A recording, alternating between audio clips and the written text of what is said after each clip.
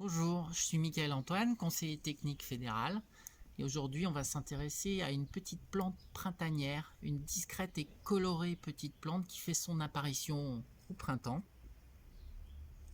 Il s'agit du muscari à grappe. C'est une plante qu'on décrit comme étant vivace, c'est-à-dire qu'elle est pérenne. Elle va subsister l'hiver, notamment en ayant développé des appareils souterrains chargés de réserve. Ici il s'agit de bulbes. Elle est petite, généralement entre 10 et 30 cm. J'avoue n'en avoir jamais vu de plus grande, mais il paraît qu'elles existent. Elle est glabre aussi, ça veut dire qu'elle n'a pas de poils.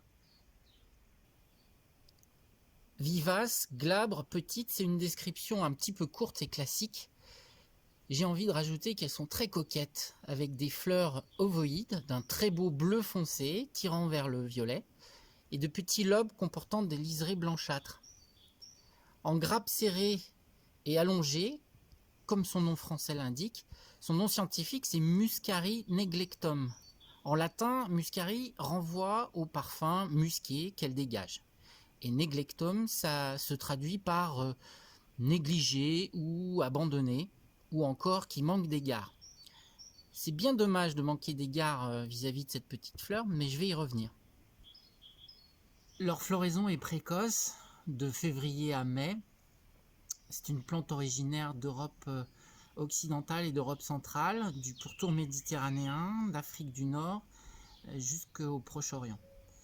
C'est une plante qui se trouve à l'état naturel jusqu'à 1400 voire 1700 mètres d'altitude.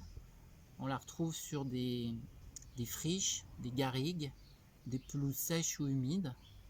Et c'est une plante qui résiste très bien au froid, jusqu'à moins 20 degrés, mais qui est aussi adaptée à la chaleur puisqu'elle peut résister aux sécheresses estivales.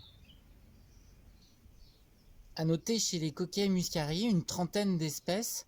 Il existe le muscari botride, aux feuilles plus larges, et le muscari à toupet, qui a le toupet d'être en forme de toupet.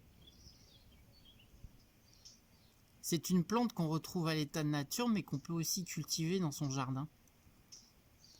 Alors je passe très rapidement sur sa comestibilité, pas terrible, pour vous inviter à faire comme moi. Vous penchez délicatement sur l'humble et joli muscari afin de renifler avec précaution son délicat parfum sucré de prune. Non seulement vous profiterez ainsi d'une belle bouffée de printemps, mais en agissant ainsi, vous ne manquerez plus jamais d'égard vis-à-vis de cette merveilleuse petite plante. À très bientôt.